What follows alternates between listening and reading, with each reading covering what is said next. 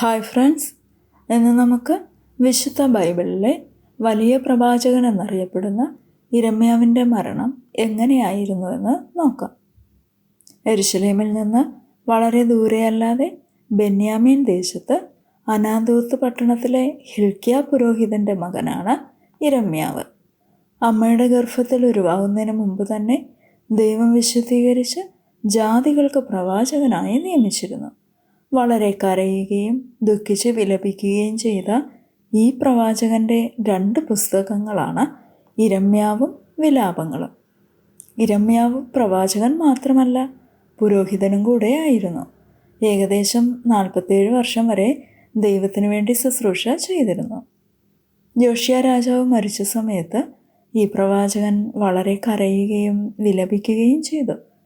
ദൈവജനത്തിൻ്റെ അവസ്ഥ കാണുമ്പോൾ പ്രവാചകൻ ഹൃദയം തകർന്ന് ദൈവത്തോട് വളരെ കരയുമായിരുന്നു. ദൈവം എപ്പോഴും പ്രവാചകനോട് സംസാരിച്ച് ബലപ്പെടുത്തിക്കൊണ്ടേയിരുന്നു.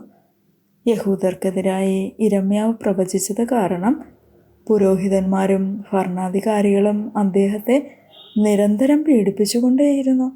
ഒരിക്കൽ മലിനജലം നിറഞ്ഞ കുഴിയിൽ തള്ളിയിട്ടു. അനാഥോത്തുകാർ പലപ്പോഴും അദ്ദേഹത്തെ പ്രാണഹാനി വരുത്തുവാൻ അവസരം നോക്കിക്കൊണ്ടേയിരുന്നു.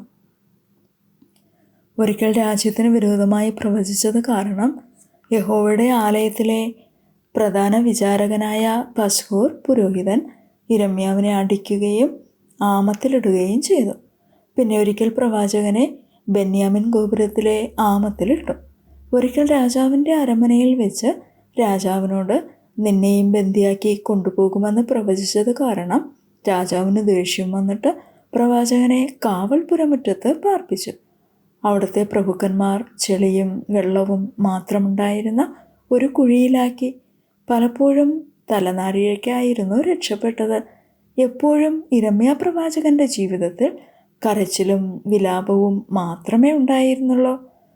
അദ്ദേഹം അവിവാഹിതനായി പ്രവചന ശുശ്രൂഷയിൽ തൻ്റെ ജീവിതകാലം മുഴുവൻ കഴിച്ചു.